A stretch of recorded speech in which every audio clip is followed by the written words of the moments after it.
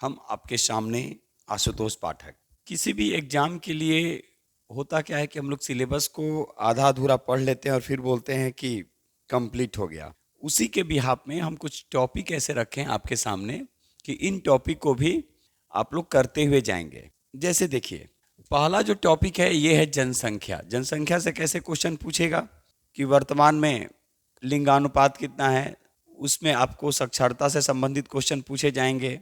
इसके अतिरिक्त आपसे पूछा जा सकता है कि जनसंख्या के मामले में प्रथम राज्य कौन है, घनत्व के मामले में प्रथम राज्य कौन है और लिंगानुपात के मामलों में प्रथम राज्य कौन है।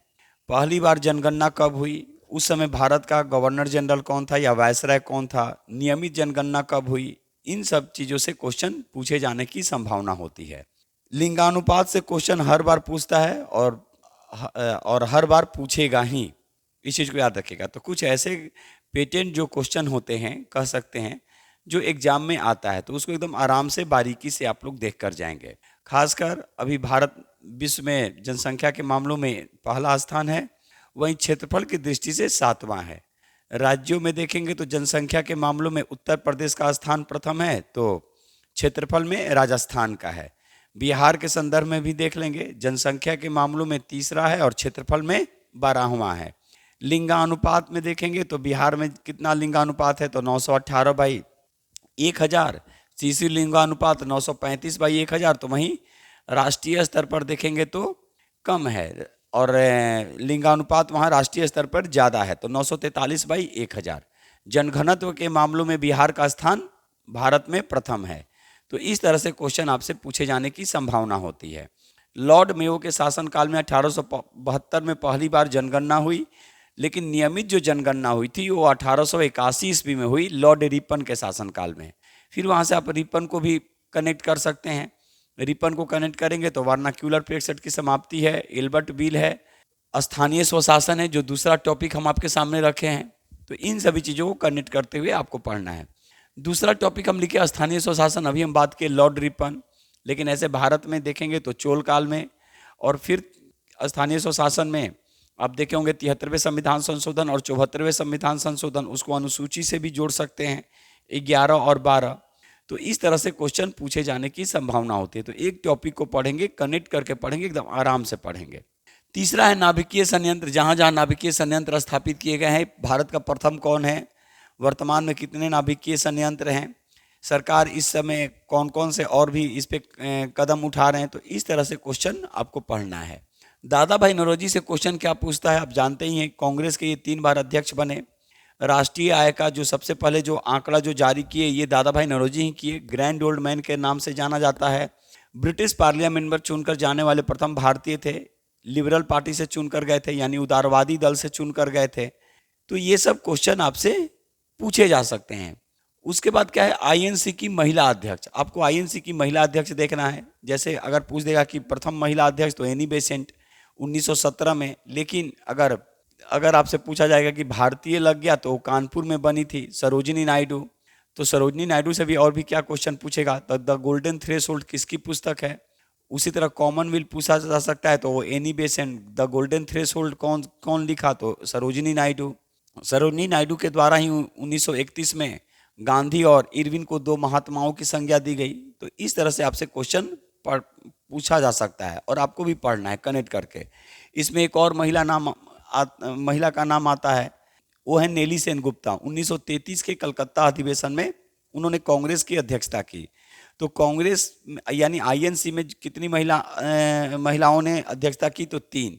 1917 में एनी बेसेंट के बारे में पूरा विवरण देख लेंगे। 1893 में वो भारत आती हैं, कौन कौन किताब वो लिखती हैं। इसके अतिरिक्त उन्होंने होम रूल लीग की स्थापना किया। तो इस तरह से भी आपसे क्वेश्चन पूछे जाएंगे। 1925 में तो 8 साल का अंतराल है, 17, 8, 25 और 8, 33। 25 में सरोजिनी नायडू का भी योगदान भारतीय राष्ट्रीय आंदोलन में काफ़ी महत्वपूर्ण रहा। द गोल्डन थ्रेशोल्ड उनके द्वारा लिखी गई पुस्तक। तो आपको एक कॉन्सेप्ट के साथ पढ़ना है। 1933 में नेली सेनगुप्ता कांग्रेस के अध्यक्ष बनी। उसी तरह आपसे खालसा पंथ या पाहुल प्रणाली के बारे में पूछेगा। गुरु गोविंद सिंह सिखों के 10वें गुरु, सिखों के 5वें और 9वें गुरु को मुगलों ने मरवा दिया, ये भी क्वेश्चन पूछे जा सकते हैं। गुरु नानक सिख संप्रदाय के प्रथम ये थे। तो इस तरह से पढ़ते हुए आगे बढ़ना है और कॉन्सेप्ट के साथ। एक पेज में एक टॉपिक लिखेंगे। पढ़ने का भी तरीका क्या होता है, एक पेज में एक टॉपिक लिखिए, फिर अगले पेज पे दूसरा टॉपिक लिखिए। उससे क्या होगा कि आपका टॉपिक वाइज टॉपिक तैयार होता है। हम लोग क्या करते हैं, एक टॉपिक यहाँ लिखे, दूसरा टॉपिक तो नहीं, टॉपिक आप कल ये करेंगे, पहले तो आपको एनालाइज करना पड़ेगा सब्जेक्ट वाइज कि कौन कौन से सब्जेक्ट में कौन कौन से टॉपिक हैं।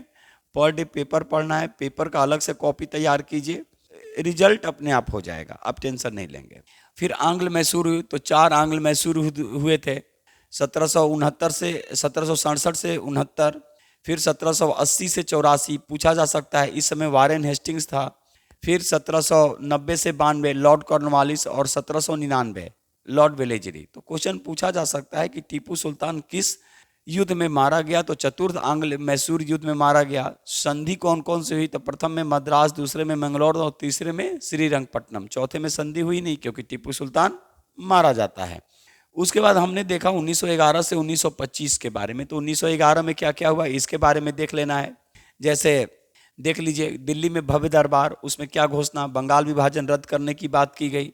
भारत की राजधानी कलकत्ता से दिल्ली, 1911 में पहली बार राष्ट्रगान गाया गया। 1911 में पहली बार हवाई डाक सेवा का परिचालन किया गया। तो ये सब कॉन्सेप्ट के साथ पढ़ना है। 12 में क्या हुआ, तो 12 में बंगाल से बिहार एक अलग प्रांत बना। सच्चिदानंद सिन्हा इसमें काफ़ी महत्वपूर्ण योगदान निभाए। इसके अतिरिक्त 1912 में भारत की राजधानी नई दिल्ली बना दी गई। 1912 में कांग्रेस का बिहार में अधिवेशन होता है आर.एन. माधोलकर की अध्यक्षता में, और उसी अधिवेशन में पहली बार ए.ओ. ह्यूम को कांग्रेस के पिता के रूप में जाना जाता है।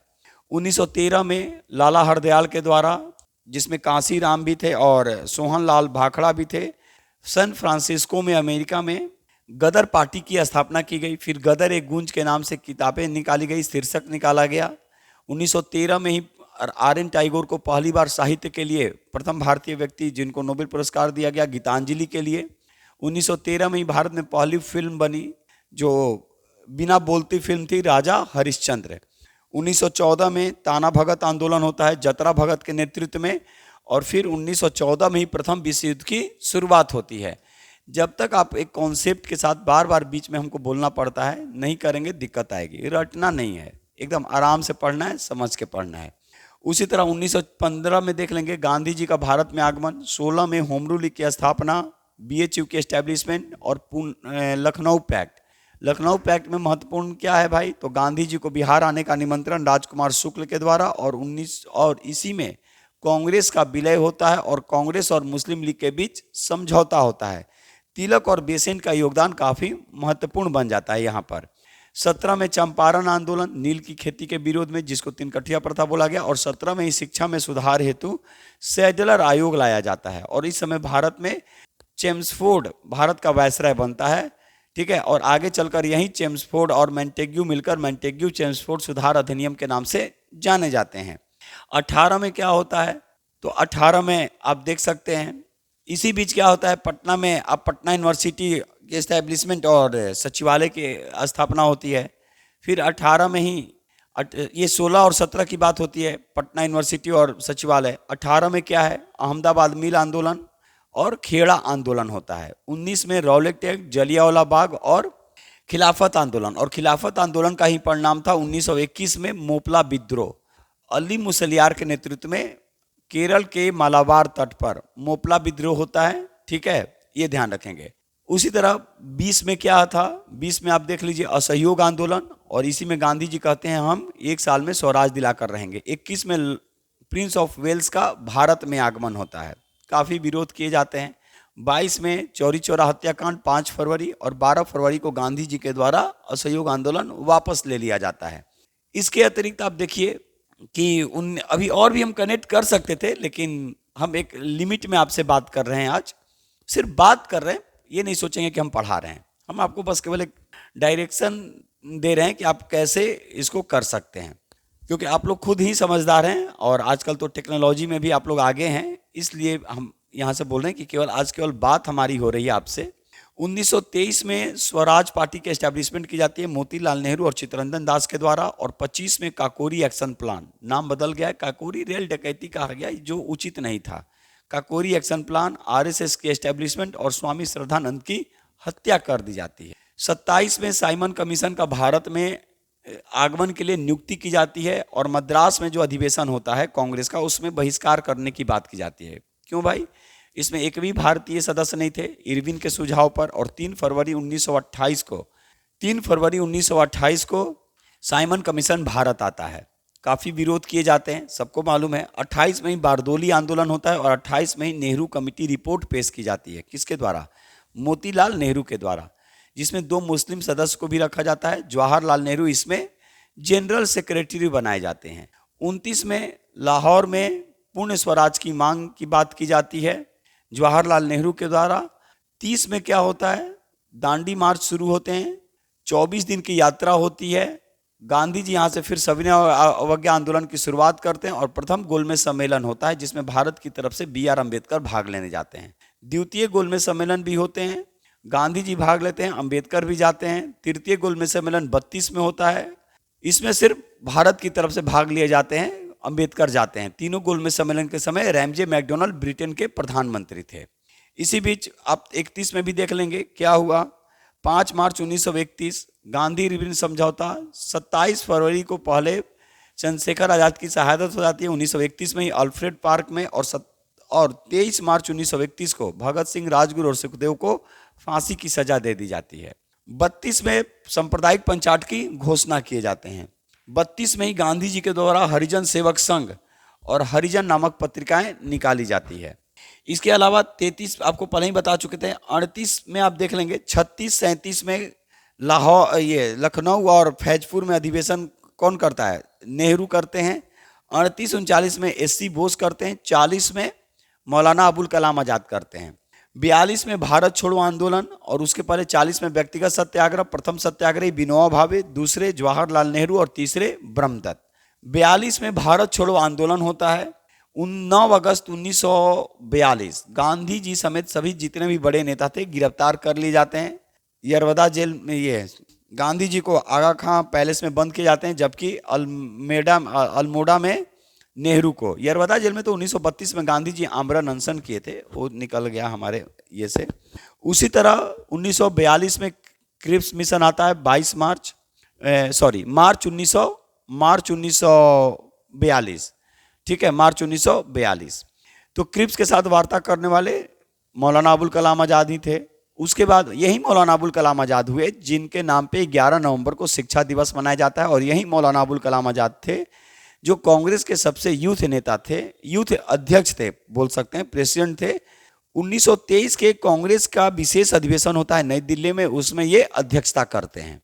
44 में बेबल प्लान, उसके साथ भी वार्ता करने वाले यही। 46 में कैबिनेट मिशन आता है जिसमें 3 सदस्य थे, पैथिक लॉरेंस अध्यक्ष, AB लेग्जेंडर और स्टुअर्ट क्रिप्स।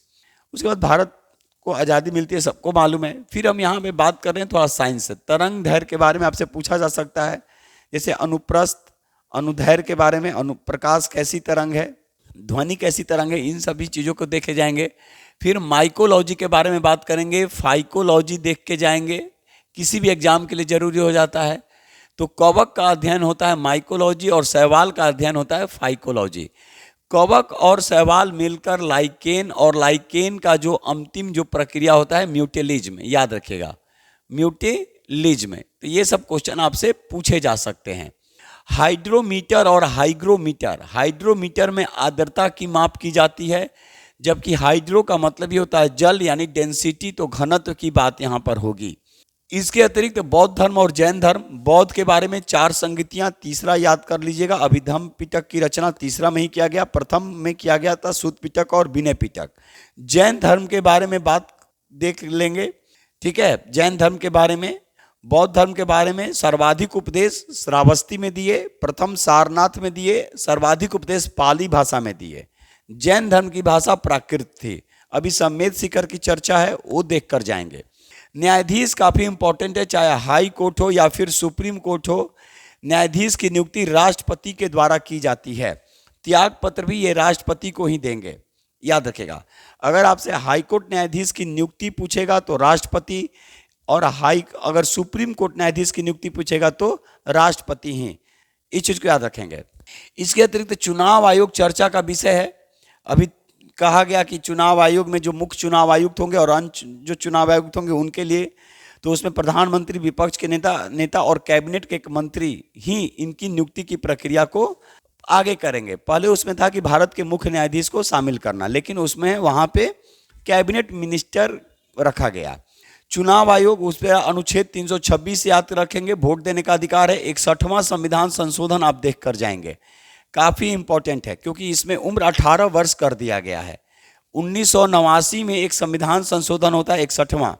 इसके बाद अनुसूची देख लेंगे, 1 में क्या है, 2 में, 3 में, ये मेरा इस पे वीडियो भी है, आप एक बार देख लेंगे। लेकिन यहाँ से आ सकता है, हो सकता है कि 8वीं अनुसूची पूछ दे, या फिर 11, 12 की चर्चा हो, या फिर 7 की चर्चा हो, देख लेंगे। मिट्टी की बात आपसे करेगा तो मिट्टी आप देख लेंगे, लाल मिट्टी, काली मिट्टी जान ही रहे हैं। काली मिट्टी को रेगुर मिट्टी भी बोलते हैं, बेसाल्ट चट्टानों के टूटने और फूटने से बनता है। लेटेराइट मिट्टी, जहाँ पे मसालों की खेती की जाती है। जलोढ़ मिट्टी, खादर और बांगर। एक हम आपके सामने एक ब्रीफ में रखे ताकि कुछ, और बीच बीच में ऐसे हम आपके सामने टॉपिक लाते रहेंगे, ठीक है। एक प्रयास हम किए हैं ताकि आपको एक क्विक रिवीजन मिल जाए। तो ज़्यादा आवाज़ हम कुछ कहेंगे नहीं, बस एक बार फिर यहाँ से बोलेंगे, हड़बड़ा कर आंसर नहीं देंगे। एक क्वेश्चन को 2 बार जरूर पढ़िएगा, आराम से क्वेश्चन को पढ़ते हुए, अंडरलाइन करते हुए ही, ठीक है। जो सबसे पहले बने उसको एकदम आराम से इजी वे में बनाएंगे, हड़बड़ाएंगे बिल्कुल नहीं। अगर आपके लिए हार्ड है तो पूरे बिहार के लिए हार्ड क्वेश्चन होगा, ये अपने माइंड में सेट रखेंगे। कोई पोर्शन हो सकता है कि आपका बहुत आसान हो, कोई पोर्शन हो सकता है कि आपके लिए वो हार्ड हो लेकिन दूसरे के लिए आसान हो, तो इसमें कभी नहीं जाएंगे कि उनसे बन रहा है हमसे नहीं बन रहा है। हो सकता है कि जो आपका जो पोर्शन हो वो अभी आना बाकी हो, तो इसको भी आप लोग ध्यान रखिएगा। तो चलिए, हम सब पे माँ सरस्वती की कृपा बनी रहे। आराम से क्वेश्चन को 2 बार पढ़ेंगे तब सॉल्व करेंगे। जय हिंद, जय भारत, भारत माता की जय।